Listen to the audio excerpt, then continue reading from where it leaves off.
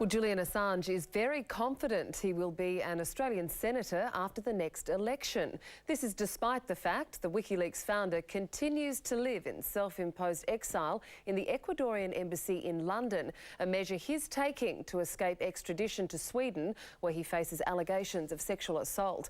News Corp Australia's Charles Miranda was granted rare access to Mr Assange and sat down with him just moments after the world learned that Edward Snowden, the man who leaked secret US government information, had received asylum in Russia, a move largely instigated by Assange and his team. I'm proud that we have been able to do that. It was very important to protect Mr Snowden. His liberty is an extremely important message. He's a very important symbol now, his freedom, that whistleblowers are important. This National Security Agency story is important. And if people balance their risks and opportunities the right way, they can do something very important for humanity, but also protect their future. Was there an element for yourself personally and also for WikiLeaks of connection to Edward Snowden, given the fact that him and others are being inspired by what you have done? Do you feel any sort of responsibility or obligation to help them, and do you think there will be others? Well, in the cases of people who are alleged to be our sources, obviously we feel a direct responsibility as a publisher. That's true for the case of Bradley Manning, where we have intervened over the course of the past 18 months with the Centre for Constitutional Rights in his case. In the case of Edward Snowden, I have been campaigning on these issues about secrecy, surveillance, transparency. For the past 20 years, Edward, in his own comments, makes it clear that has merged in with his thinking, as has the abusive treatment of Bradley Manning. Quite interesting that the United States, in its persecution of Bradley Manning, who's now up for sentence right now as we speak, for 136 years in prison, that persecution was designed to send a chilling effect to other would-be whistleblowers. It has produced exactly the opposite result. What it has done is remove the moral authority of the United States security regime. Some people can be disciplined through brutality alone.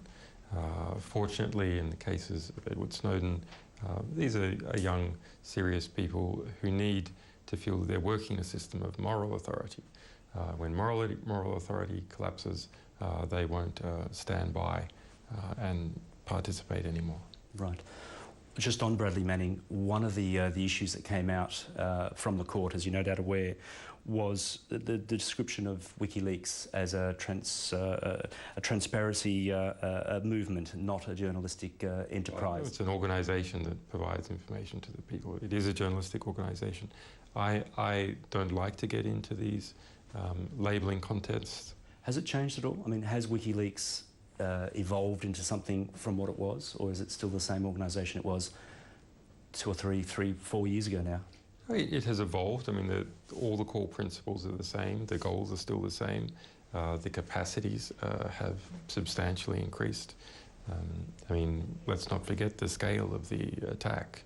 It was revealed in court yesterday that the Pentagon set up a WikiLeaks task force with over 130 people 7 days a week on that task force. FBI agents, DIA agents. It's still continuing, not to that same number, but the investigation is still continuing. Right. Over a dozen different US departments involved. At the Australian end, there was ASIO, ASIS, the Department of Defence, the Attorney General's office, and the AFP.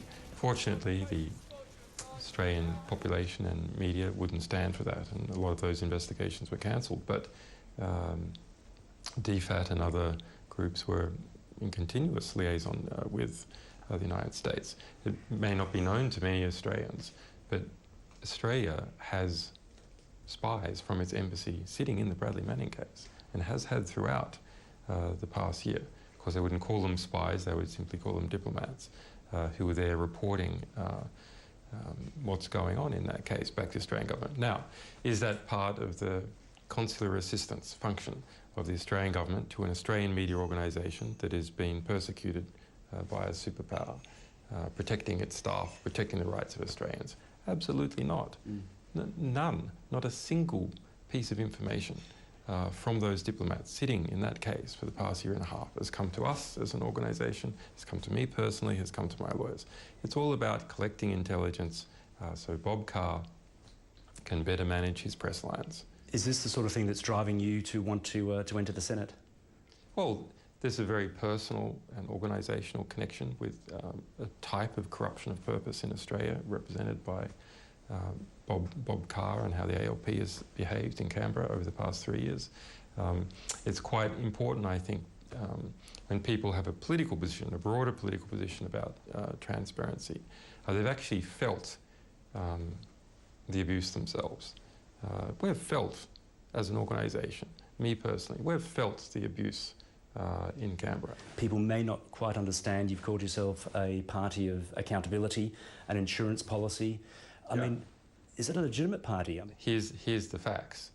Over the past year, WikiLeaks party, me personally, have been polling between 25% and 28% of the vote nationwide, the voting intention, 40% of the vote under the age of 30. That's by the Labor Party's own polling outfit, UMR. That's extremely interesting.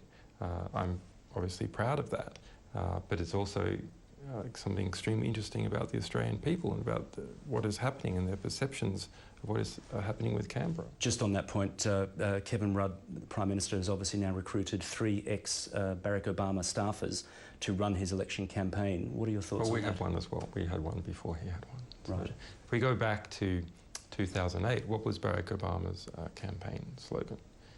Yes, we can. Where was that? It was actually stolen from Latin America and Latin American campaigns, but a pretty good slogan. What was it for the 2012 campaign? Forward.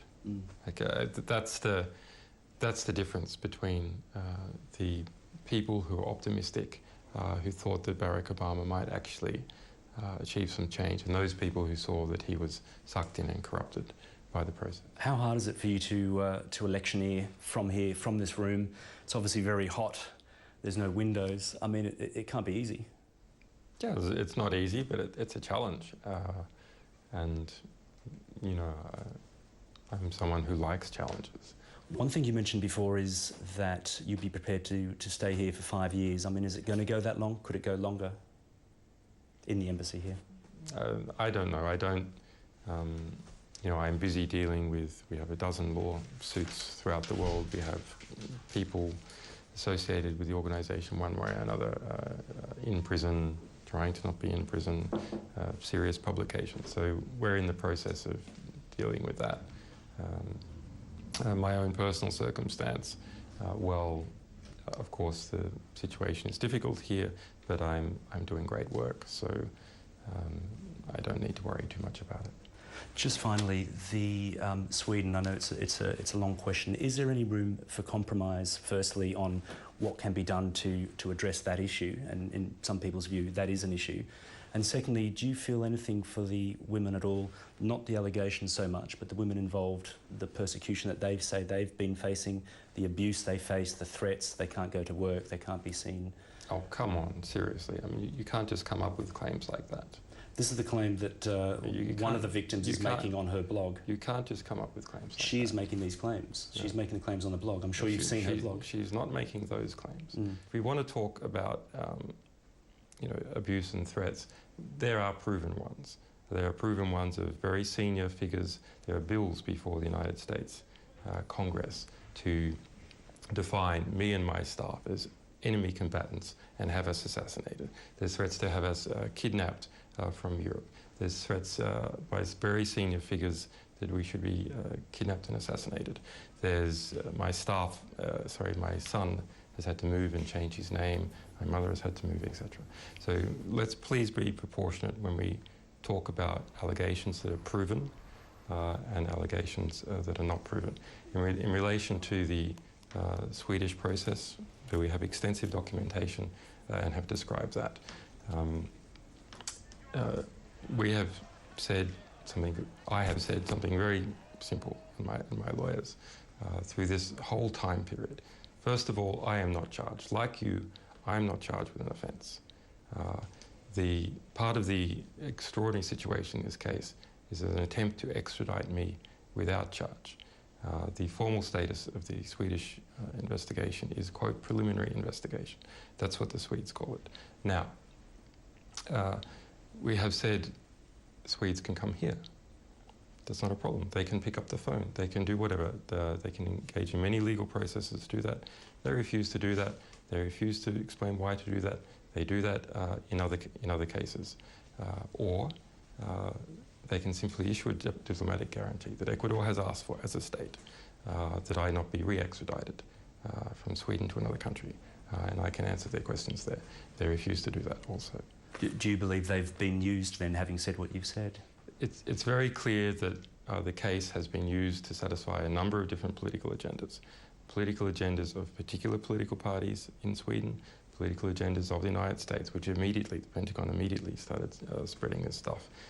The prestige of the United Kingdom in relation to this issue, the relationship between Australia and the US, insofar as ALP is concerned. So there's a lot of interest here. That's why it's a complex situation. All right. Julian Assange, thank you very much. News Corp Australia's Charles Miranda speaking with Julian Assange there from the Ecuadorian Embassy in London. Well, coming up on Meet the Press, leave our profits alone. A big bank boss gets tough with the government.